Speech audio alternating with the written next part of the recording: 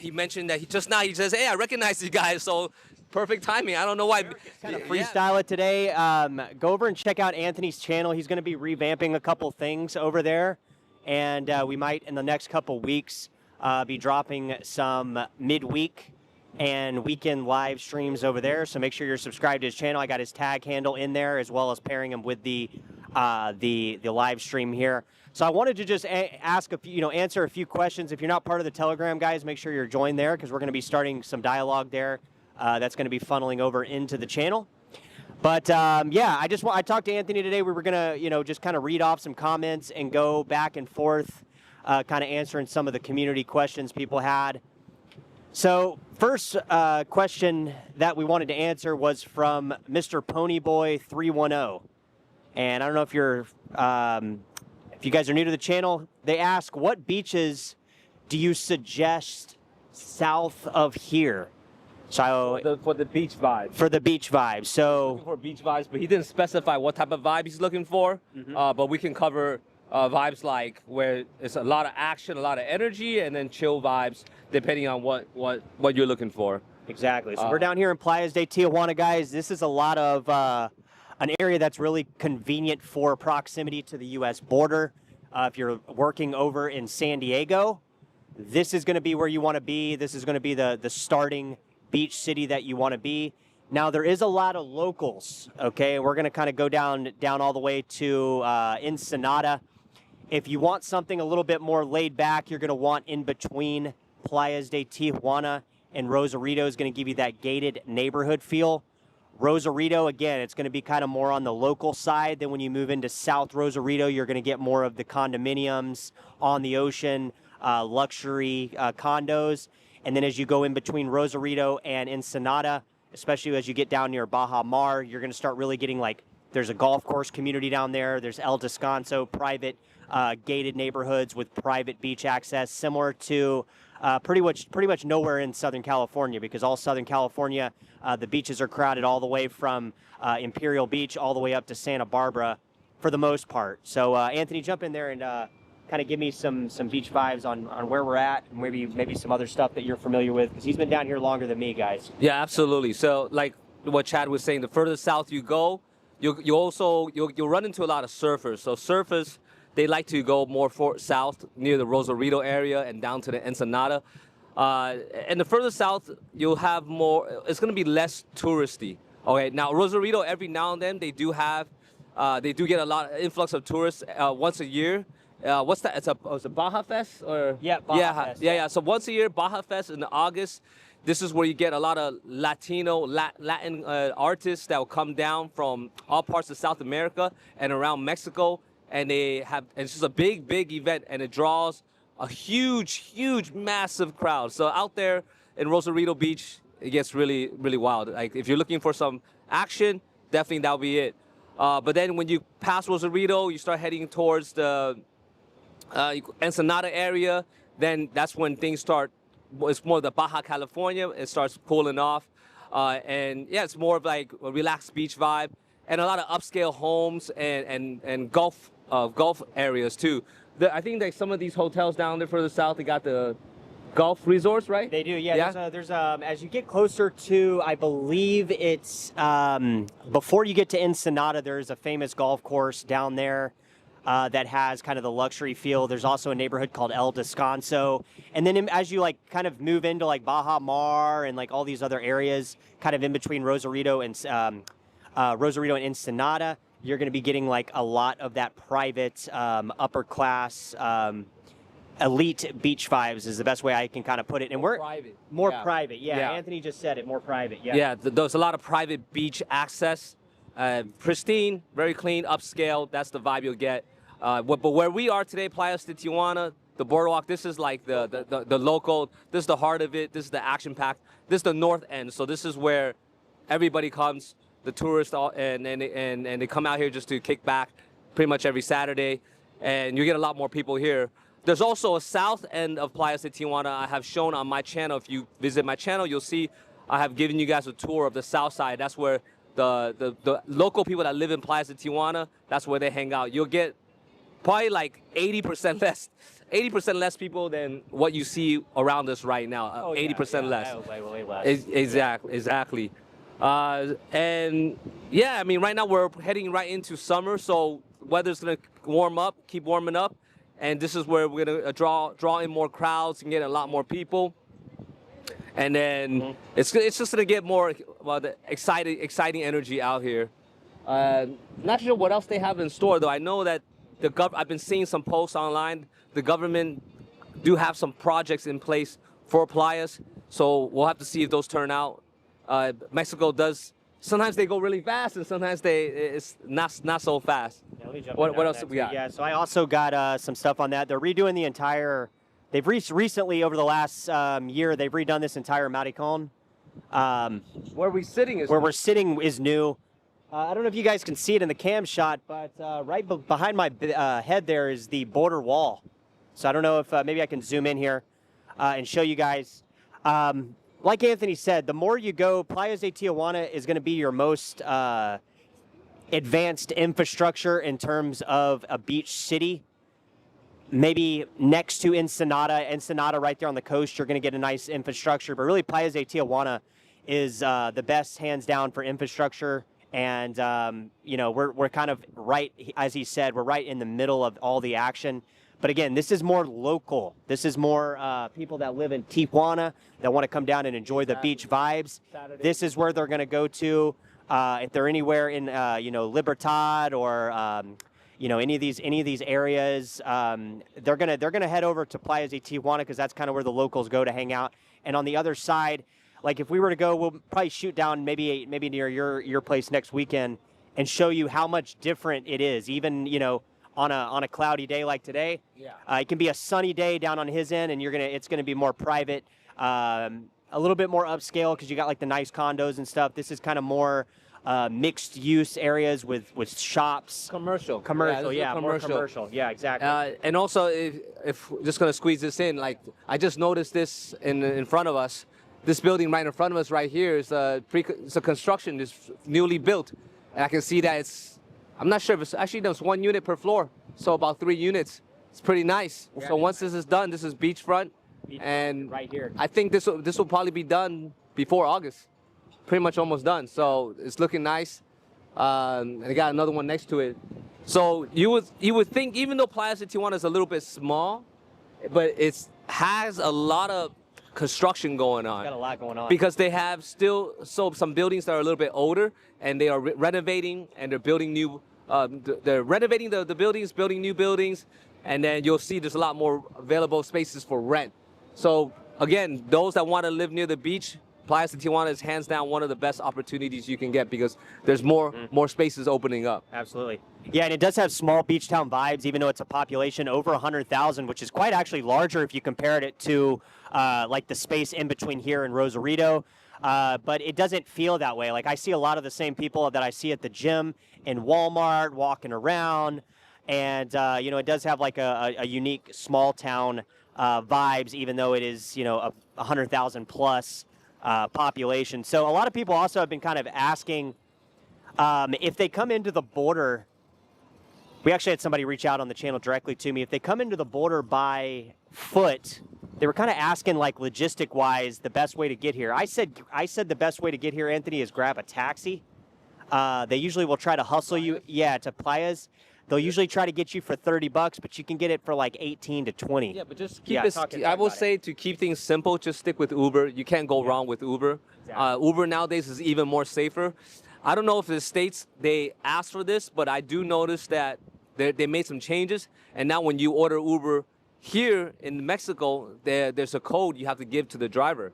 So if the code doesn't match, then something's wrong, right? So in the States, I don't think we have that type of issue. So that's why you order Uber, you jump in, you go. But here, Mexico, especially South America, my recent trip into Panama, not too long ago, I went to South America, Colombia and all that. They'll always ask me for a 4-digit PIN code in those countries because there is nonsense going on with those Uber drivers over there. So the same thing applies to here. But I would not even bother wasting your energy trying to haggle with the taxi driver at the border. Just order Uber, you know, right?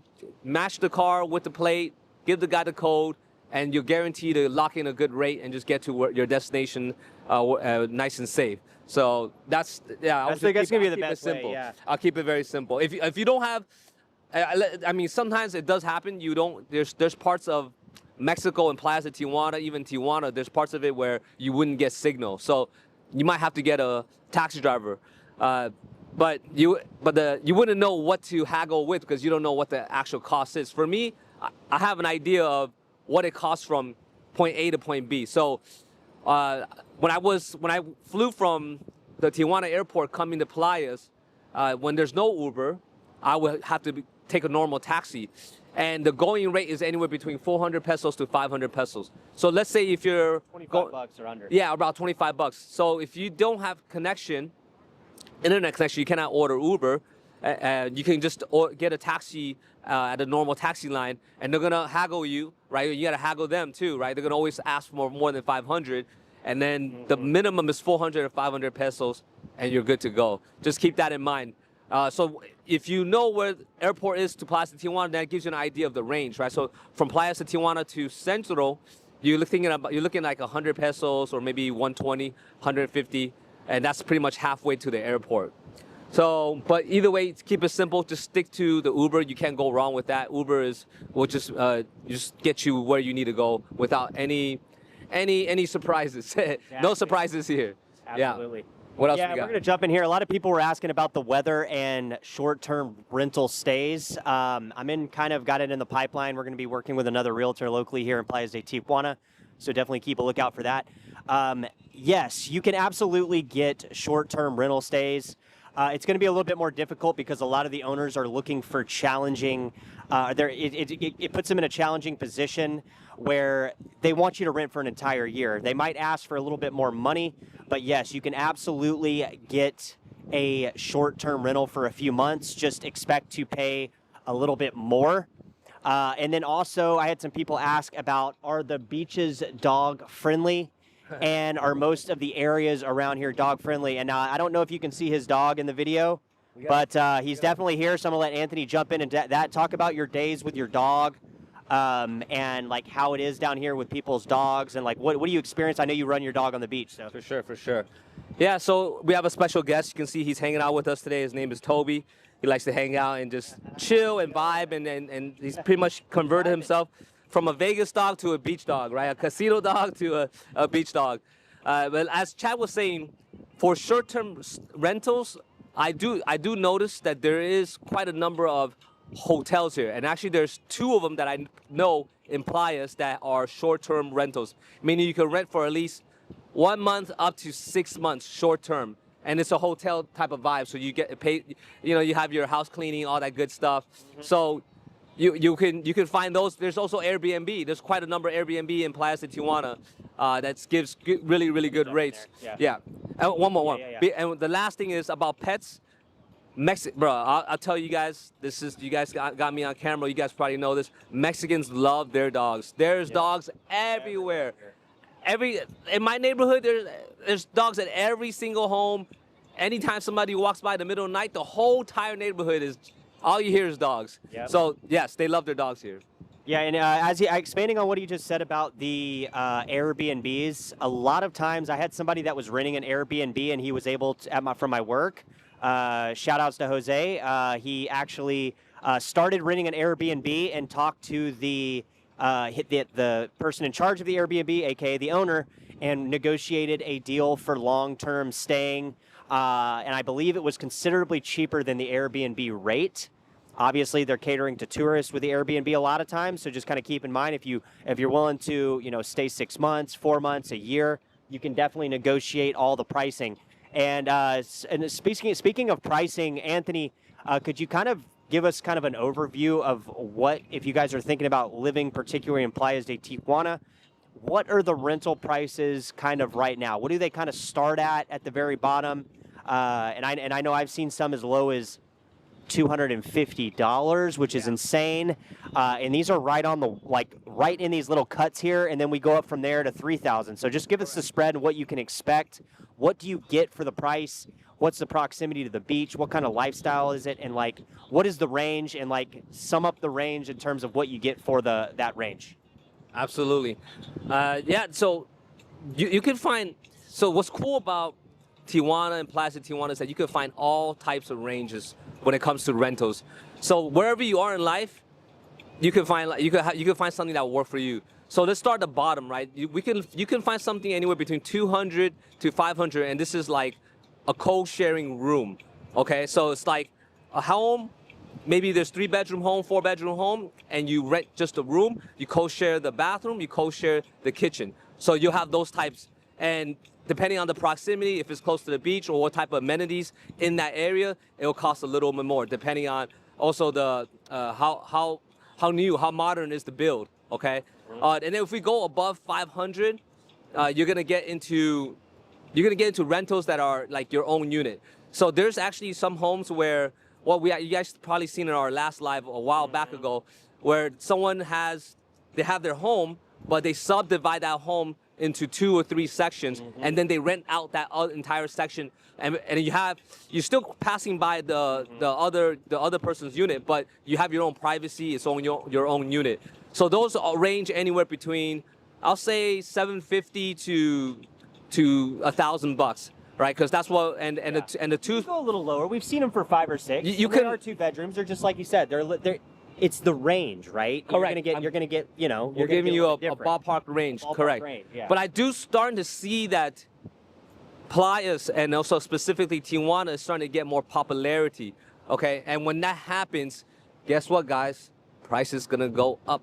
Okay, and we're talking about this now. So by the time if you're seeing this, maybe 3 months from now, 6 months from now, I'm pretty sure the prices are not gonna be the same compared to what we are seeing right now. And I'm starting to see these prices go up and up and up, especially for the best locations. Yeah. And there's a reason why these people are building out here, right? Like I said earlier, there's this unit right in front of us. Later on, when we get close to the end, we're gonna give you guys a look of this. This is nice. I would personally rent this one here. It'll be done 3 stories. That entire balcony is 1 unit. Beautiful. My goodness, and I'm looking at the beach right there. I could just come down and just enjoy. I have all access to all the restaurants, pizza, burger, tacos, Walmart. This unit right, these 3 right here is solid. Awesome. Yeah, let me pass it. Let me pass it to you. Yeah. So with this, guys, with the renting down here, what to expect rental wise? Like I said, you can even get a place by yourself for $250, $300. But like I said, Anthony's giving you an idea. It varies on what kind of lifestyle you want to have. If you want an older place, it's going to be a little bit more dingy. You're going to have that lower price point. When you start getting to the upper prices, 1,000 and up, that's when it's really going to kind of move into the more luxury spots. And like I said, you can go all the way up to 3,000 and up. There's places down near your spot, that big building, forget the name, next to the Perla neighborhood. It's 3,000 for a 3-bedroom, and it's right on the water, as nice as it gets. And then also, guys, what can you expect with rental pricing down here? I know somebody reached out and said that people were asking for double deposit. There is no legality on what they charge for the deposit. However, I made the mistake of doing a double-in deposit a month plus 2 months when I first moved down here. And if you look around, you don't have to do that, okay? There's plenty of places that you can just pay a month's rent as your deposit, and that's it. So don't let people try to, there's tons of rentals down here. So if somebody's wanting a double deposit, say, hey, I'll give you a 1-month deposit, but if you don't want to take that, that's fine. You don't even have to respond past that, because there are so many rentals in Playas de Tijuana right now. I think last I checked, there's somewhere around over 100 in just this pocket that we are in. Some are not even listed. Some are not even listed. Some are literally not even listed. They're literally on the signs, which helps that you guys are part of the channel. Like I said, we have a boots on the ground experience. There's probably, I would say 30% or more is either not listed at all, or they're listed on private brokerage websites where you will never find them unless you're on those private sites. Yeah. And then I want you guys to know too, that a lot of the landlords here, they're, especially in the nicer areas, they're dual citizenship. They're Mexicans and Americans. And they all prefer to rent to Americans, all right, or American citizenship, because they know that we make dollars. They know that we carry we have how do you say, our values are different, right? Like the way we do things, the way we handle things, the way we look at our perspective in life, right? Because, hate to say it, right, sometimes the locals here, they're not as responsible, okay? So they have more, they prefer to rent to people that are from the San Diego, right, from the states. Exactly. When they hear you're from the states, sometimes and my guy asked me for 2 months of deposit too. All right, but I said, yeah, there are a lot of people that I'll ask it. but once you show proof of your account or even your bank account, like, look, here's my bank account. I ain't going nowhere. I'm not gonna cheat on you guys, whatever the case may be. Exactly. They just look at your bank account and they're like, okay, cool, man, all is good, because they ask 2 months is just as a security for themselves, right? Because probably they had a bad experience with somebody in the past. Totally get it. Exactly. But just like anything in life, just talk, negotiate, right? And just, yeah, everything is negotiable. it's negotiable. Have a conversation and let them know more about yourself, so then you build that trust.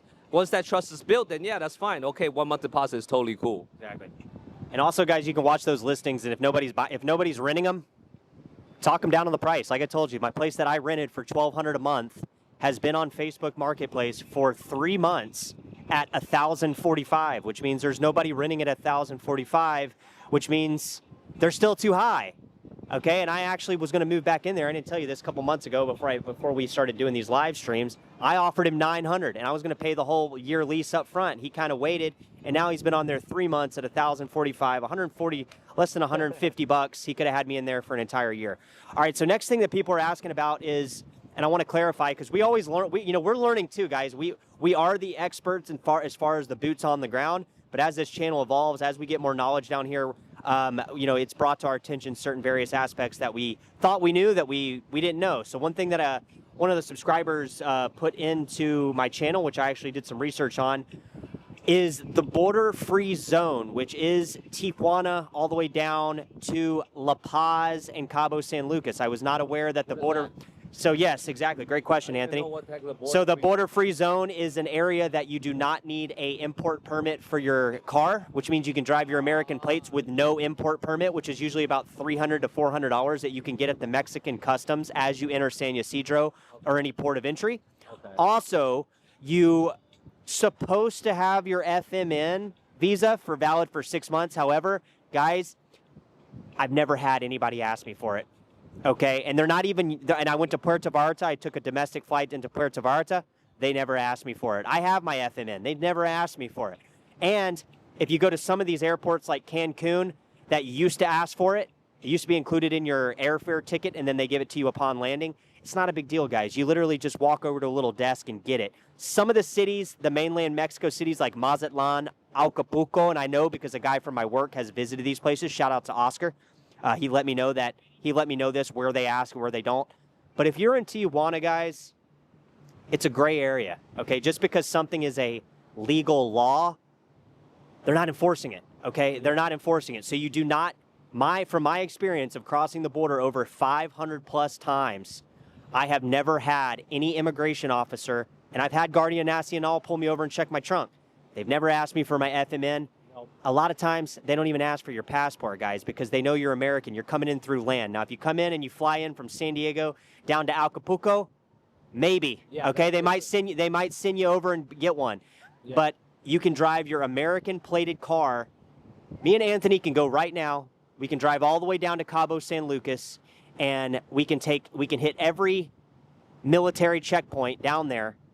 Are we going to have our FMN? Yeah, we'll probably get our FMN if we're driving all the way down there. Yeah. But if we're hanging out going to Ensenada, no, we're not. You don't need that. But you do not need, let me repeat, you do not need your FMN in this area from our experience. Legally, correct. Yes, but guys, they're not enforcing it. And then they don't enforce it. And secondly, you do not need a import permit for your tag. You can drive any U.S. plated or Canada tag in Playas de Tijuana all the way down to Cabo to La Paz, anywhere on the Baja Peninsula, Baja Sur and Norte.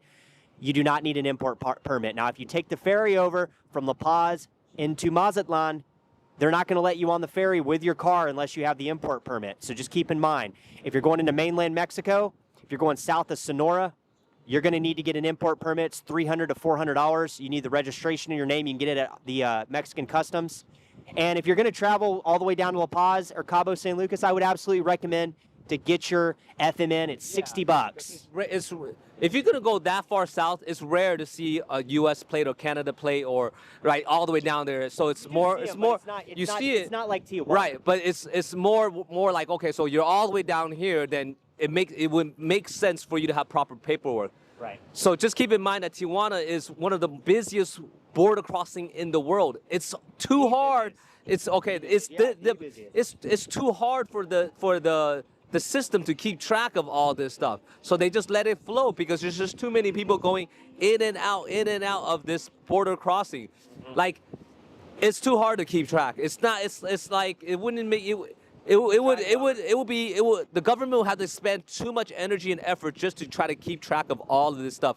So what happens most of the time is that the police or the National Guard, whatever the case may be, they see your plate, they just like whatever. And another thing you'll notice is I said this before on our other live streams. You'll see a lot of California plates here.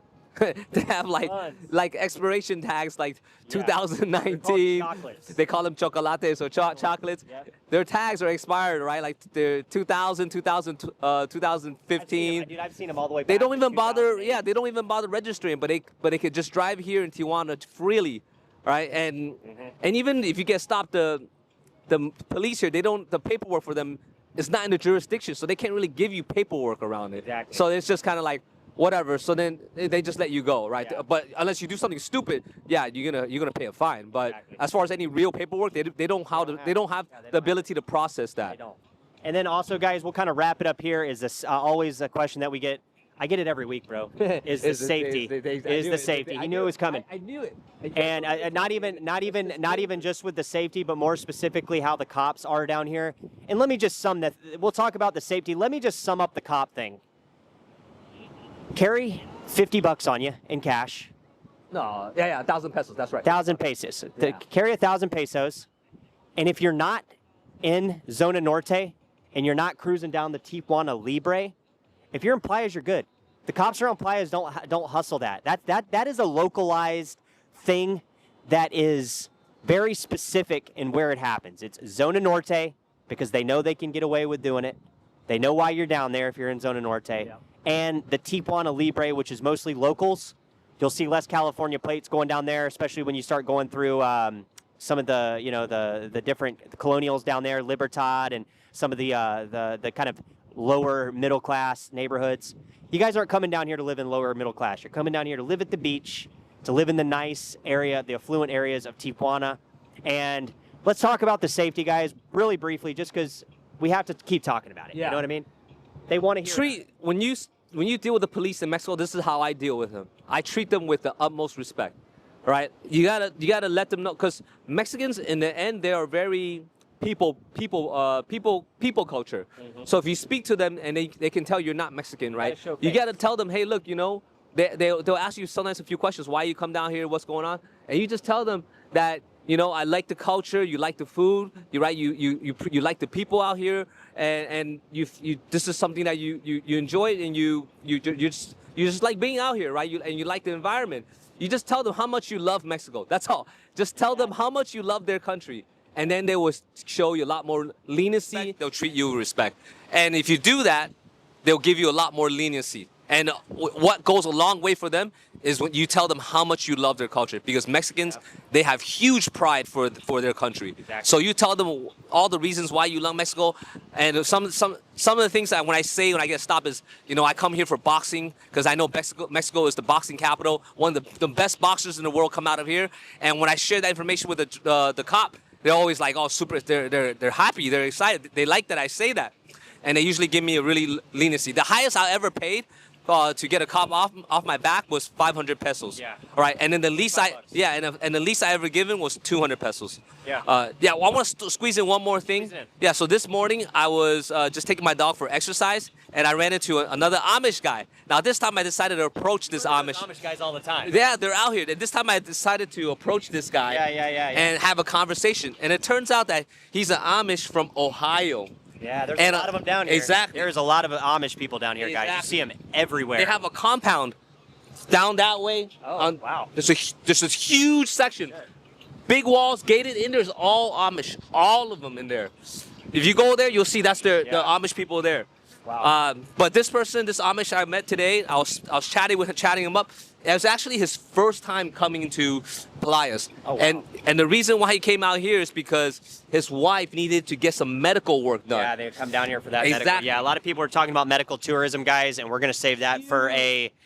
If you guys want that video, head over to Anthony's channel. He's gonna be covering more in depth on some of that medical stuff, why people come down here. Medical and car repairs. And we're going to wrap it up. Before we wrap it up, we're going to walk back to our cars here. Anthony's going to jump in here, and he's going to show you, kind of tour this little place that's almost done to completion. My guess would be 1,200 on one of something like this, but I'm going to pass it over, and we're going to move. Let me just... Okay, so we got we just ran into one of our subscribers. His name is Sean. I think he does live out here in Playas at Tijuana. He mentioned that he says, hey, I recognize you guys, so... Perfect timing. I don't know why. Yeah, me and Chadwick we just run into a lot of people we know all the time. So good stuff. So Sharky is your handle name, and what's your actual name? My name's Sean. Sean. Awesome, Sean. Great. What do you like living out here?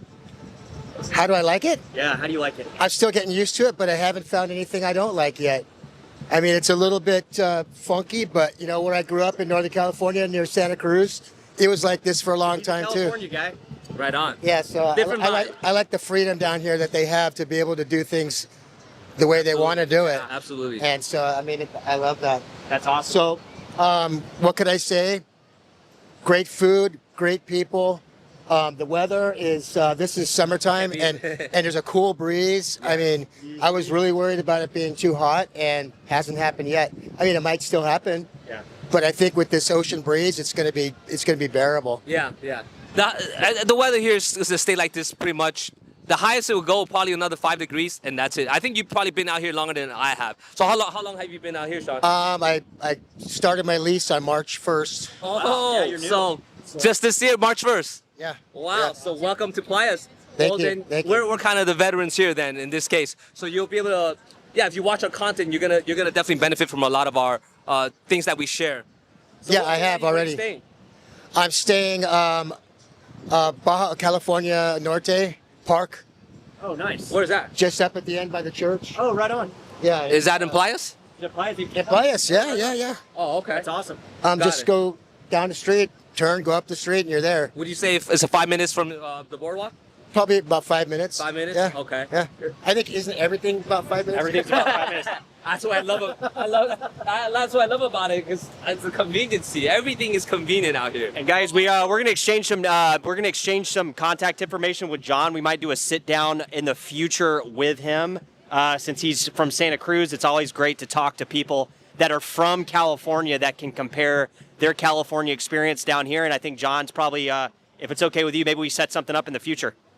We can. And actually, originally I'm from Santa Cruz area, but now I came down here from Oceanside. Oh, so wow. I'm from North County, San Diego. Yeah, even so hour and a half, and I'm here. You know. Yeah. And then I recommend anybody who's going to stay down here for a while get the Century Pass. It might take a little while, but it's well worth it. And then getting out back into the U.S. is where the long lines are. You can save a lot of time there. But there's, I think that's what your channel's about, really, is helping people like me to know all these little tricks without having to figure it out over time. If you're armed to have all this information up front, you can make the best of your time here. Absolutely. So yeah, I'm excited about what you guys are doing. What made you decide to make the switch? What made you decide to make the switch? Where you are? Well, okay, where I was living for about 13 years in a condo that I was renting. Okay. And my landlord decided to sell in Oceanside. Okay. And so when you live somewhere for 13 years, you don't realize what's happening to the rents around you. You just know what's happening to yours. How much were you paying? And my landlord was very gracious and didn't hardly... Kept it the same? Kept it the same for a long time. Okay. A little bit here and there. So when I went on the market and said, oh my God, what's happening here? And Tijuana popped up on my feed somehow, and I'm like, I'm not moving to Mexico. What do I do at Tijuana? Yeah. And I started looking at the homes, and then I started looking at the prices, and I started doing research and realized this is a great way to escape, what's happening up there for a while, and just lay low and and I work in IT, so I can do everything remote. You know, my business is Right in on. California, That's the best. so I can report to my work from here, and it's all good. John, man, we appreciate you jumping in on the channel. Let's set something up in the future here. Maybe connect or exchange some contact information. We'll catch you guys soon. Thank you so much. Sounds Some of that area going up here. Yeah, let's take a look, and I'm gonna show you guys.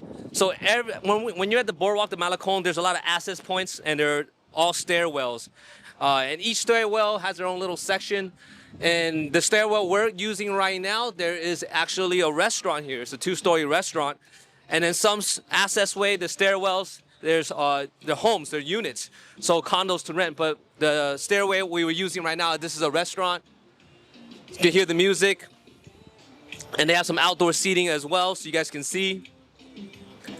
Looks like a sports bar, sports pub inside. Let's go up. Yeah, let's take a look.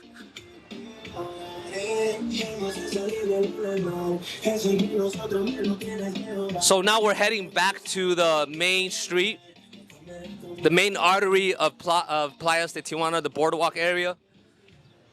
So this is the main artery here.